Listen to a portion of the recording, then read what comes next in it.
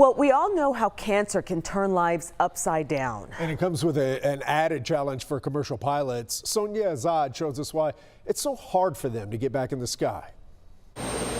For David Whitson, flying planes isn't just a job, it's a lifelong passion. My grandfather was a pilot in World War II when we were really close when I was a kid. And then Star Wars came out when I was 5, so all of that made me want to be a pilot. By age 16, he was flying airplanes. United Airlines came calling in 1998. It's an amazing feeling. It's hard to put into words. David had reached his dream. Young and soaring through life, everything seemed picture perfect. Before I got sick, it was just kind of became normal to me. But now I just appreciate every moment. A bad headache one day stopped David in his tracks. And then a couple days later, I had a fever. A CT scan revealed AML, acute myeloid leukemia. Acute means it happens very rapidly, and leukemia is a cancer of the blood, bone marrow system. It's very aggressive and very deadly. David was just 44, a husband and father to kids, then 11 and 14. In a matter of a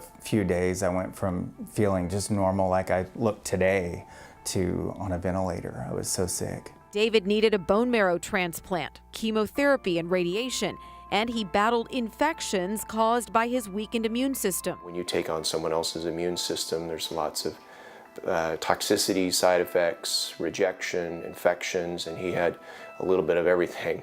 For David and his family, life turned upside down.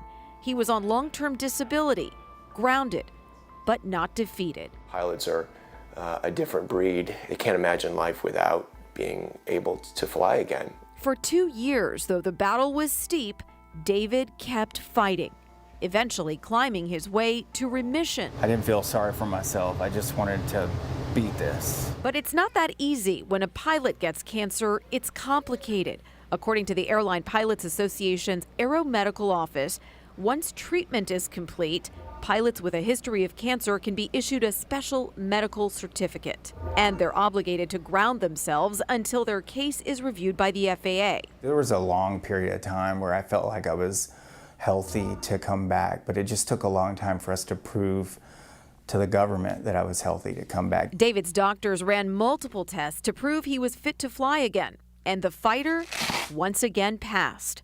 6 months after his employer cleared him to return, the FAA gave David the green light to fly again, too. I'm back. Been back over a year. Yeah, it's good.